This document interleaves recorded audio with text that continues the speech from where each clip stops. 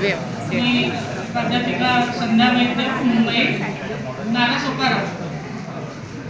माझ्या कवितेचं शीर्षक आहे हिंदोळा. झुलता झुलता एक हिंदोळा गेला उंच आकाशात. झुलता झुलता एक हिंदोळा गेला उंच आकाशात. वळून बघता मी पाहिले, वळून बघता मी पाहिले, तिथेही आली माझी जात. वरती बघता इंद्रधनुष्य, वरती बघता इंद्रधनुष्य माझ्यावर खूप हसला. वरती बघता इंद्रधनुष्य माझ्यावर खूप हसला. मला कळाले त्याच वेळी, मला कळाले त्याच वेळी जातीचा नाग त्याला डसला.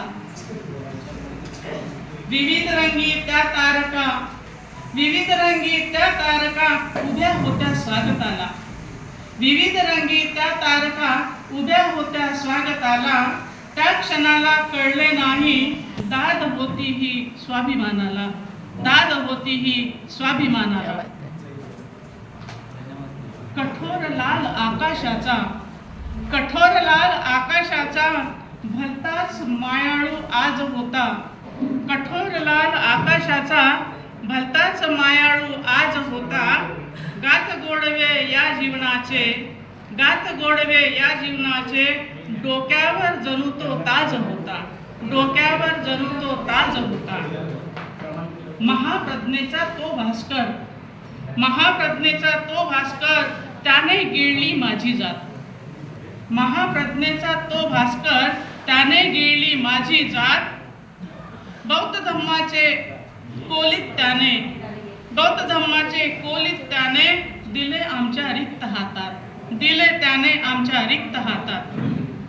उसळला मोठा महासागर, उसळला मोठा महासागर, डळमळीत झाला तो हिमालय, डळमळीत झाला तो हिमालय.